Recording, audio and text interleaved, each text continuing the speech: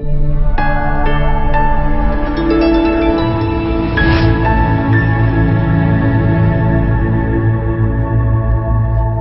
of us here are, in one way or another, internationalists. We care about the rest of the world, we care about the people in the rest of the world, influencing how the world works, and we want the world to influence us. That agenda is under attack. As John mentioned earlier, it's under attack by forces of nationalism, protectionism, and there's some pretty good reasons for that. Now, in the first session today, you heard a lot about artificial intelligence, about automation, and the threat that that poses to, for example, American workers. There's another threat that I'm going to talk about, which is globalization. A lot of you have heard about it. It's not a particularly new idea. We've deployed supply chain technology around the world to be able to produce products pretty much anywhere we want and sell them anywhere we want as well. And that has meant that, for example, American workers are competing with workers all over the world.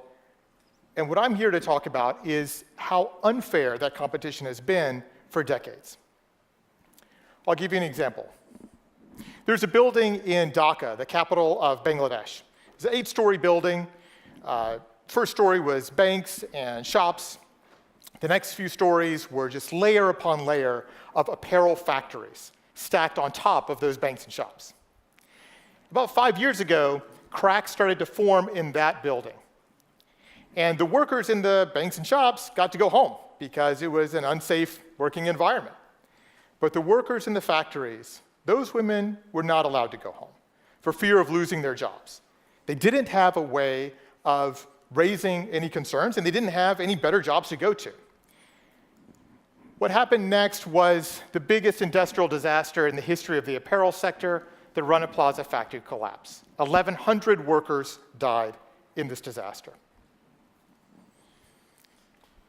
This is just one slice of a range of abuses that happen in global supply chains. Everything from child labor to forced labor and modern slavery and human trafficking.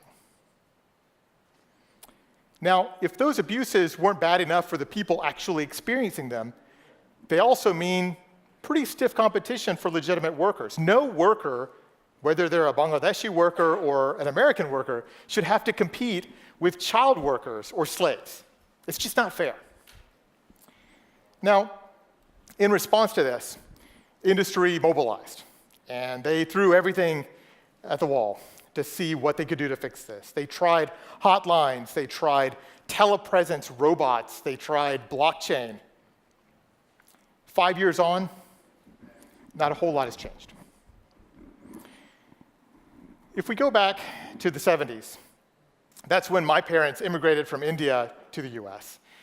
My mom's first job was in a shirt factory in Mississippi. Mom used that job to make a bit of money for the family, to help get herself educated, get to a middle-class job, and support me in getting educated as well. Now, that's the dream that all of these women had. That's the dream of most American workers, too. I became a scientist in my first career, and then went to India, as Chris said, to do a bit of anti-corruption work there. Came back to the US and worked under the Bush and Obama administrations as a Science Policy Fellow. My last job was in the State Department, and I made my way into the Human Rights Bureau, actually the Labor Rights Office. And my job, among other things, was to help enforce our trade agreements with countries like Bangladesh, including Bangladesh. My job was to monitor and enforce those trade agreements to make sure that those countries were treating their workers the way that they had agreed per our trade agreement to do. The government would come in and say everything's fine.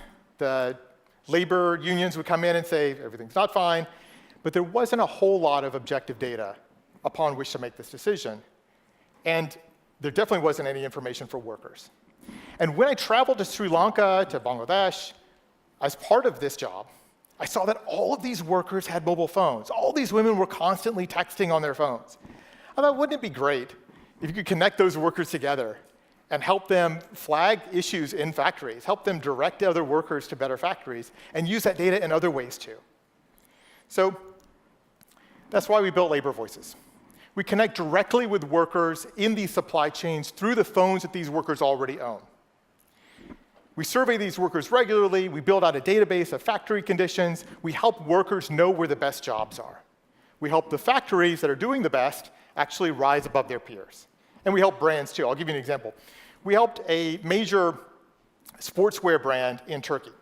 We went deep into their supply chain, and a couple levels down, we found a factory that was totally normal, totally fine, according to the company's code of conduct, during the workday.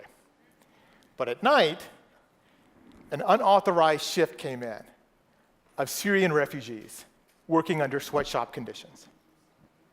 We helped that brand identify that issue. We helped the workers and the factory deal with that very quickly before it escalated into something really tragic.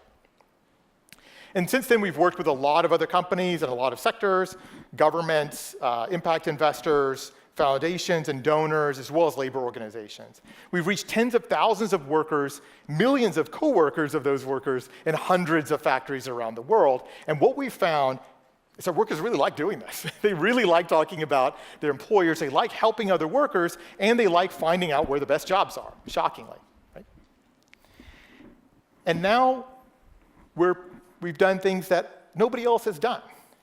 We've actually pulled together databases of these factories and published lists of factories by name, ranking them by their risk of child labor, their risk of modern slavery.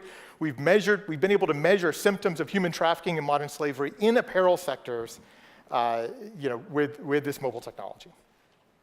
And now we're poised to do the next step, to deploy technology as infrastructure throughout entire industries, to help all workers in entire industries across entire countries know where the best jobs are and vote with their feet for decent work.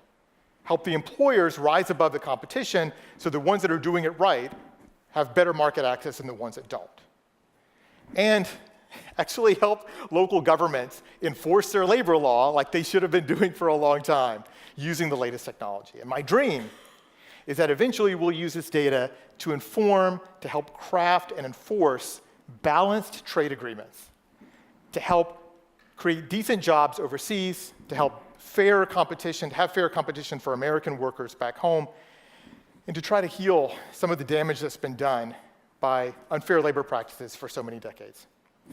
We're starting a movement. I'm looking forward to many of you joining us.